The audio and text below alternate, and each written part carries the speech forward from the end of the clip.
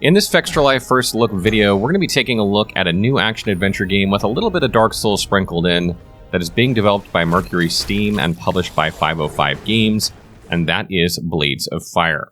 If Mercury Steam sounds familiar, it's because they've developed quite a few games you might have heard of, including Castlevania Lord of Shadow Mirror of Fate, Castlevania Lord of Shadows, Metroid Samus Returns, and Metroid Dread.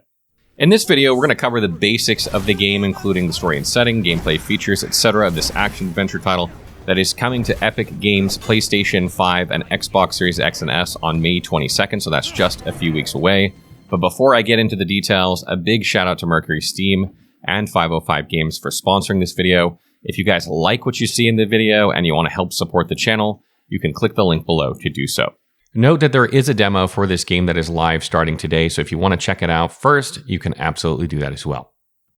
So let's get into it. What is Blades of Fire? Why have you not heard of Blades of Fire before? Frankly, I don't know why you haven't heard of it before. I hadn't heard of it before, and that is a bit strange.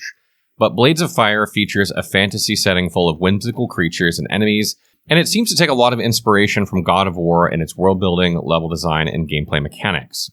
In Blades of Fire, you play Aaron Delira, a human who has inherited one of the 7 great hammers of the Forgers, who are an ancient race of giants that have since all but gone extinct. With this hammer, Aaron is able to forge weapons to use against the evil queen and her forces. The queen has cast a spell that has turned all human steel to stone, except for her soldiers, of course, because she wants to remain in power, and she has a firm grasp on the land, destroying any who would challenge her. As Aaron, you must make your way across the land through her soldiers, monsters, and creatures while solving puzzles and learning the secrets of the Forgers with the help of his sidekick Adso, which kind of has a similar dynamic to Kratos and Atreus in God of War, though far more humorous in my opinion, sometimes even a bit cringy, but frankly, I still found myself laughing really more than I should have, even with a little bit of cringe. Any more story and setting than that would kind of give spoilers to the game, so I'm not going to get into it, so let's jump to the gameplay, which is really what this game is all about, and talk a bit about it. So the gameplay of Blades of Fire could be best described to be broken down into 3 areas. You have exploration, combat, and you basically have like the different weapons of the game and the crafting system, and how that plays a larger role in combat and exploration. So let's take a look at the exploration elements first. The exploration of this game could best be described to be inspired by God of War. The way that the game works, there are a lot of different areas that are connected in a larger overworld that has this huge map that you can explore, but it's not truly open world in the sense that you generally are following this story moving from section to section, kind of like you would in God of War. So you're not going to just like be able to go anywhere at the beginning. You're going to have to get more mechanics that open up other areas that then allow you to go to areas you couldn't before in previous areas you've been and things like that. And as you're exploring, there are a lot of secrets off the beaten path. Like every corner you go around, you're going to find secrets. If you're coming from something like, let's say, Claire Obscure Expedition 33, most of the loot in that game was very, very obvious. But in this game, they've tucked things everywhere. Like you have to look everywhere. You often have to go places and come back again to find everything. So there's a lot to discover in this game, and with the puzzles and like different statues to interact with and come back to. You're going to be exploring a lot, and thank God there's a map as well, because anytime you discover anything on the map, it's going to be marked for you. So like maybe you discover a statue, but you don't have the thing you need for it. You can come back to it later and remember it is because it's marked on your map, which frankly would be very difficult to do if it was not. So the general gameplay loop of exploration kind of follows the plot around, as I mentioned, and you're going to move from section to section and maybe back through previous sections as you follow the plot more and more. So moving on to the combat of the game, as you explore these zones, obviously they're full of enemies and creatures, and you're going to be facing off against them as you explore these puzzles and whatnot. And the combat of the game is somewhat Souls-like in nature. I know the word Souls-like is used a lot these days, but it kind of describes the combat of this game a bit.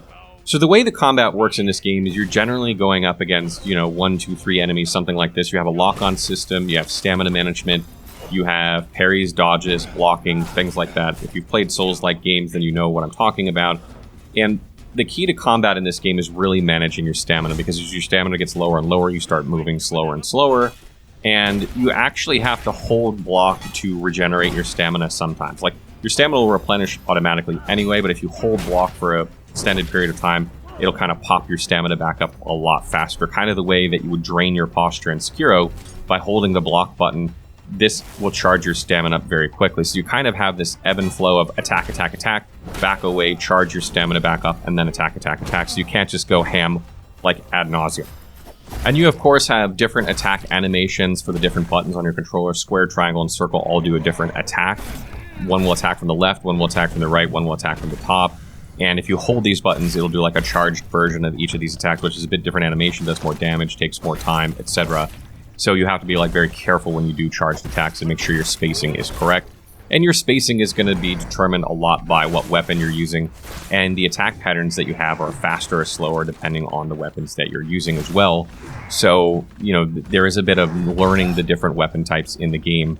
I'm not exactly sure how many different weapon types the game possesses. I think it's like 6 or 8 or something like that. There aren't like an astronomical amount of different weapon types, but there are a good number of them to learn and, you know, figure out how to use successfully in combat. And this kind of brings me to the third mechanic, which is weapon types and crafting and how that all plays a role in this game. So a lot of playing this game, you know, mechanically the combat is similar to Souls, but what you really have to focus on is using the right weapon for the right enemy that you're facing. A lot of enemies in this game are weak or strong to different damage types. You have slash, blunt, and pierce. So you can have like up to 4 weapons equipped at once, and you're going to want to have a variety of different weapons so that you can switch to the appropriate weapon for the enemy that you're facing. For instance, maybe the enemy is resistant to pierce and you're using a spear, but it's weak to blunt damage, so you can pull out your two-handed hammer and go to town on it and be much more effective.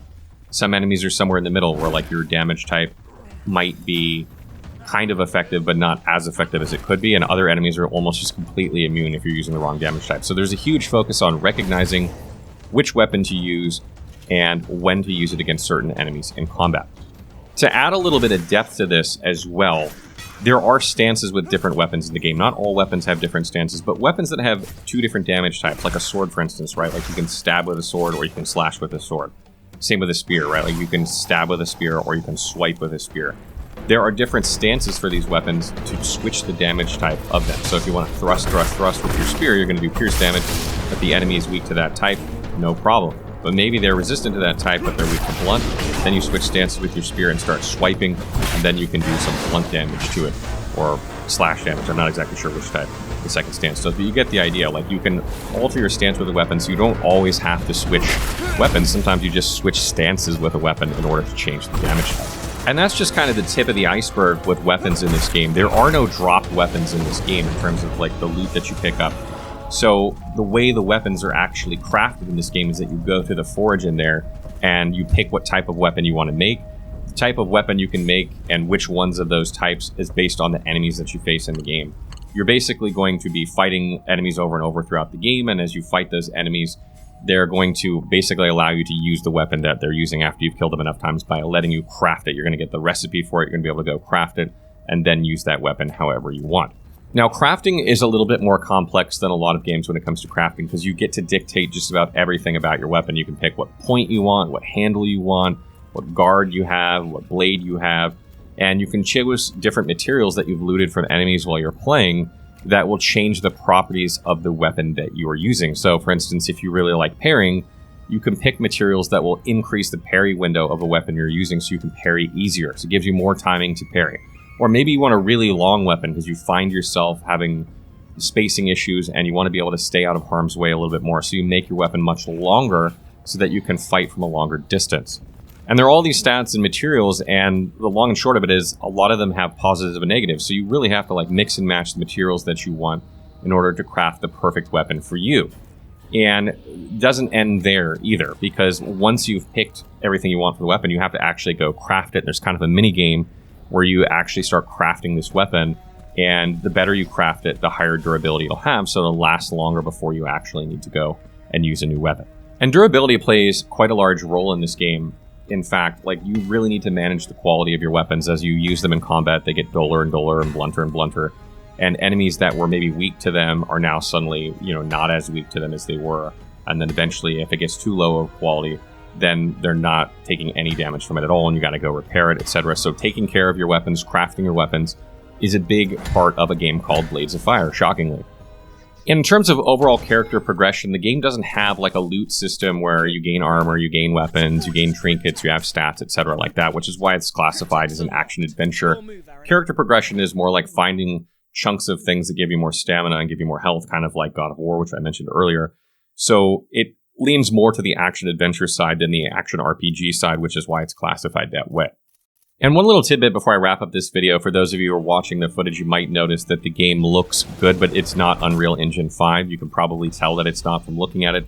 It actually runs on Mercury 6th engine, which is the proprietary engine of Mercury Steam. So it's their own engine, and it actually runs really, really well in my experience. I was playing a lot on PS5 Pro. It's keeping 60 FPS almost the entire time, maybe a blip here and there. So it actually runs really, really well, at least on PlayStation 5 Pro. I don't know how it runs on PC yet. I have not played it on that. But performance-wise, I think you're going to see a better performance than you would typically find on Unreal, just because the engine is different and it seems like it's a little bit more optimized from my brief time playing the game so far. So that wraps up our first look on Blades of Fire. Again, this game comes out on May 22nd for Epic Games, PlayStation 5, Xbox Series X and S.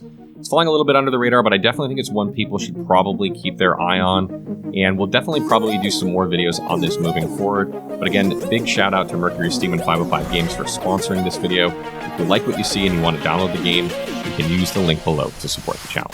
We'll be